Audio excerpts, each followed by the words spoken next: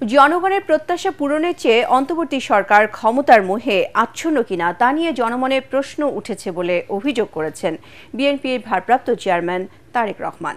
রাজধানীতে এনডিএম-এর প্রতিষ্ঠাবার্ষিকী অনুষ্ঠানে যোগ দিয়ে তিনি বলেন, সরকার নির্বাচনের রোডম্যাপ না দেয়ায় দেশে অস্থিরতা তৈরি হচ্ছে। জাতীয় নির্বাচনের দিন তারিখ ঘোষণাকে সরকার সুকৌশলে অভিনব শর্তের বেড়াজালে আটকে রেখেছে। জনগণের আকাঙ্ক্ষা বুঝতে ব্যর্থ হলে অস্থিরতা সামাল দেয়া কঠিন হবে। কামরুজ্জামান রাজীবের রিপোর্ট।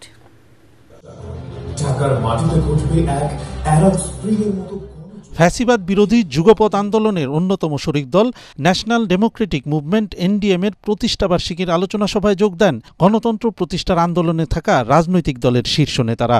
এতে প্রধান অতিথি হিসেবে লন্ডন থেকে ভার্চুয়ালি যুক্ত হন বিএনপির ভারপ্রাপ্ত চেয়ারম্যান তারেক রহমান।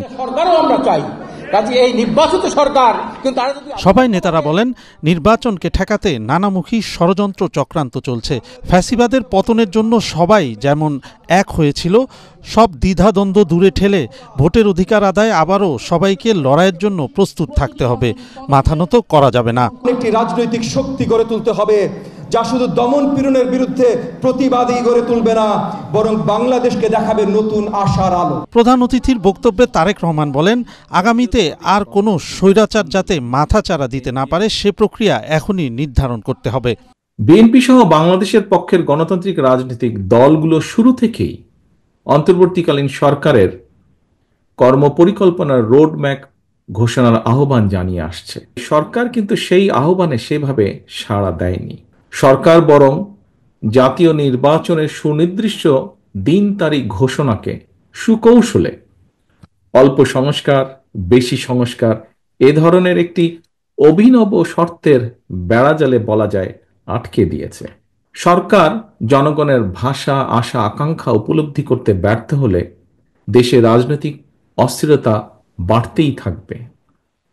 আমরা মনে করি দেশে এভাবে অস্থিরতা বাড়লে এই সরকারের পক্ষে পরিস্থিতি সামাল দেওয়া কষ্টসাধ্যই হয়ে পড়বে।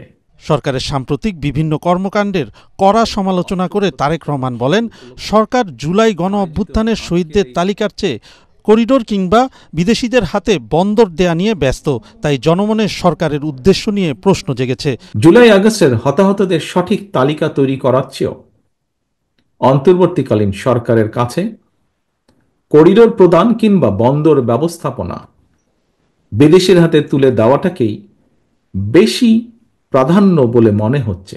সরকার কি তাহলে হতাহতদের ব্যাপারে উদাসীন, নাকি ক্ষমতার মোহে আচ্ছন্ন? এটিও আজকে দেশের বহু মানুষের একটি বড় জিজ্ঞাসা। গণতান্ত্রিক রাজনৈতিক রীতিকে উপেক্ষা করে পরিস্থিতি ঘোলাটে না করে জাতীয় নির্বাচনের তারিখ ঘোষণার আহ্বান জানান তারেক রহমান। লোভ লাভের প্রলোভন থেকে মুক্ত থেকে অন্তর্বর্তীকালীন সরকার অচিরেই জাতীয় নির্বাচনের তারিখ ঘোষণা করে বাংলাদেশে জনগণের অধিকার প্রতিষ্ঠার দায়িত্ব পালন করবে। কামরুজ্জামান রাজীব, এটিএন বাংলা, ঢাকা।